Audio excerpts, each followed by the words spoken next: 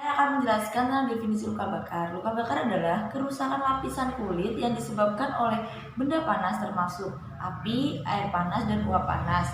Rusaknya kulit akibat luka bakar membuat penderitanya rentan mengalami infeksi. Karena kulit merupakan lapisan pertama awal tubuh untuk melawan infeksi. Oleh karena itu, penanganannya perlu dilakukan secepatnya. Upaya penanganan luka bakar berbeda-beda tergantung lokasi dan tingkat keparahan luka. Luka bakar yang rentan bisa ditangani Luka bakar yang ringan bisa ditangani secara mandiri di rumah. Namun, pada luka bakar yang dalam atau luas diperlukan penanganan yang khusus. Adapun macam-macam luka bakar yaitu ada 3. Yang pertama, luka bakar derajat 1, yaitu luka bakar hanya menyebabkan kerusakan di lapisan luar kulit atau epidermis. Yang kedua, luka bakar derajat 2, yaitu luka bakar ini hingga menyebabkan kerusakan di lapisan kulit yang lebih dalam atau dermis. Dan yang ketiga, luka bakar derajat 3, kerusakan hingga mencapai lapisan lemak serta merusak syaraf dan pembuluh darah. Baik, di sini saya akan menjelaskan jenis-jenis luka. Yang pertama, ada luka vulnus laceratum atau laserasi, yaitu luka yang mengakibatkan robekan. Yang kedua, vulnus excoriasi atau luka lecet. Yang ketiga, vulnus putum atau luka tusuk. Yang keempat, vulnus contusum, yaitu luka akibat pecahan pembuluh darah di bawah kulit. Yang kelima, vulnus insium atau luka syaraf. Yang keenam, vulnus colupetrum atau luka yang terkena peluru atau senjata tajam. Yang ketujuh, vulnus morsum atau luka gigitan. Yang kedelapan, vulnus perforatum atau luka tembus yang merobek dua sisi tubuh yang disebabkan oleh senjata tajam. Yang kesembilan, vulnus amputatum atau vulnus amputasi.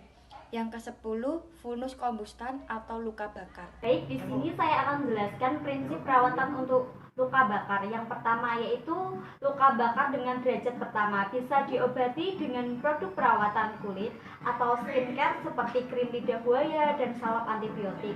Yang kedua, luka bakar derajat kedua. Luka bakar derajat kedua biasanya diobati dengan krim antibiotik maupun krim atau salep dengan resep dokter. Yang ketiga, luka bakar derajat ketiga, yaitu berbeda dari luka bakar derajat pertama dan kedua. Luka bakar derajat ketiga ini membutuhkan tindakan operasi cangkok kulit atau penanaman kulit sintetis. Setiap luka harus mendapat penanganan setidaknya untuk mencegah terjadinya infeksi. Pada luka dengan abses, betapapun kecilnya harus didrainase. Setiap luka yang tertutup dengan jaringan mati dan nekrotik harus dilakukan debridement untuk meningkatkan pertumbuhan jaringan granulasi sehat dan mempercepat penyembuhannya. Pada beberapa luka dengan pendarahan aktif bisa dilakukan penjahitan untuk mencegah kehilangan darah lebih lanjut. Kontraindikasi perawatan luka. Kontraindikasi perawatan luka bersih yang pertama yaitu pada luka yang ditandai dengan adanya pus, nekros, dan serum. Kemudian yang kedua yaitu balutan tidak kotor dan tidak ada rembesan atau eksudat. Kemudian untuk kontraindikasi pada perawatan luka kotor, yang pertama yaitu pasien yang tidak mengalami dekubitus, kemudian yang kedua yaitu pasien yang mobilisasi. Tujuan dilakukan perawatan luka bakar adalah yang pertama, untuk mengurangi rasa nyeri, yang kedua, untuk mengangkat jaringan yang mati, yang ketiga, untuk mencegah terjadinya infeksi, dan yang keempat, untuk mengurangi jaringan parut. Langkah tindakan pada perawatan luka bakar. Yang pertama, jangan lupa untuk mencuci tangan 6 langkah. Kemudian, mengatur posisi klien hingga luka terlihat jelas. Yang ketiga, memasang perlak dan pengalas. Yang keempat, membuka peralatan. Dan yang kelima, mendekatkan kedua bengkok. Selanjutnya yang keenam, membuka plester dengan kapas alkohol. Yang ketujuh, membuka balutan. Lalu yang kedelapan, membersihkan sekitar luka dan sisa plester. Lalu yang kesembilan, memakai sarung tangan steril. Kemudian langkah yang ke-10, menekan sekitar luka untuk mengetahui ada tidaknya pus. Yang selanjutnya, langkah ke-11, membersihkan luka dengan cairan NaCl dengan memperhatikan prinsip steril. Selanjutnya, langkah ke-12, mengeringkan luka dengan kasa steril. Kemudian langkah ke-13, melakukan oles topikal terapi atau dressing yang sesuai, contohnya Sufratul, salt, dan lain-lain. Kemudian langkah yang ke-14, menutup luka dengan balutan. Yang ke-15, melepas sarung tangan. Dan langkah yang terakhir yaitu mencuci tangan. Selamat pagi. Perkenalkan, saya perawat Ayu. Saya perawat yang bertugas di hari ini. Di sini saya akan menjelaskan tindakan perawatan luka pada Bapak. Kalau boleh tahu namanya Bapak siapa? Umurnya berapa? Baik, tahun ya. Nanti yang waktu dalam perawatan luka ini adalah sementara membersihkan luka area pada luka Bapak. Tujuan dari pemeriksaan luka ini agar dari terjadi infeksi dan agar penyembuhan lukanya semakin cepat, Bu. Yang keluar waktu cuma 10 menit, Bu. Ada yang ditanyakan, Bu?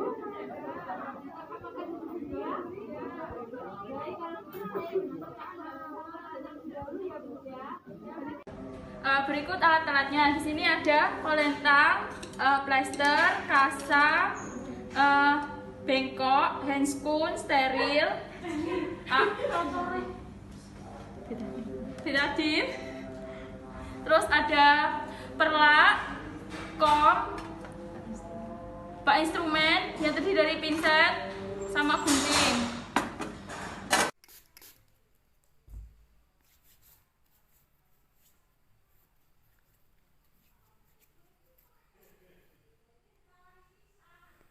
Bapak, kita mulai tindakannya ya, Pak.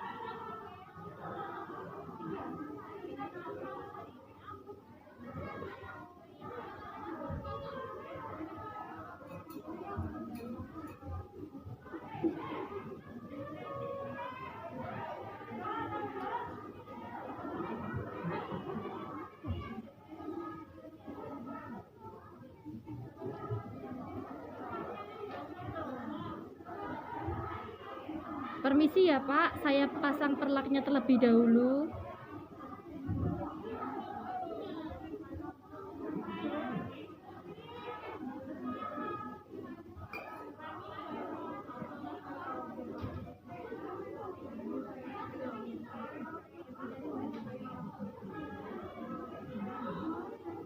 Permisi ya Pak, saya buka lukanya.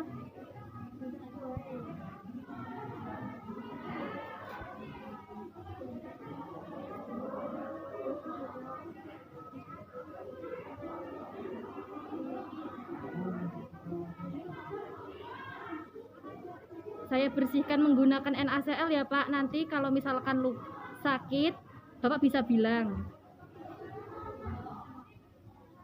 Sakit tidak Pak?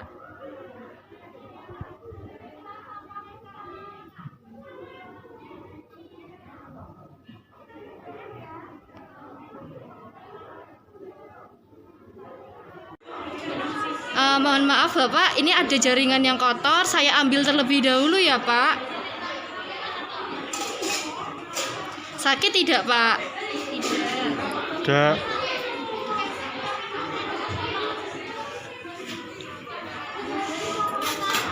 Baik, Pak. Sudah selesai. Saya mengambil jaringan yang mati.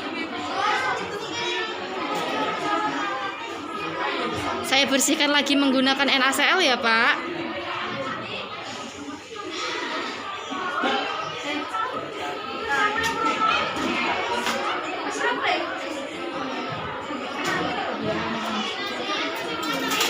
Karena keterbatasan alat, kita tutup menggunakan Sufratul terlebih dahulu ya. Selanjutnya kita balut menggunakan kasa.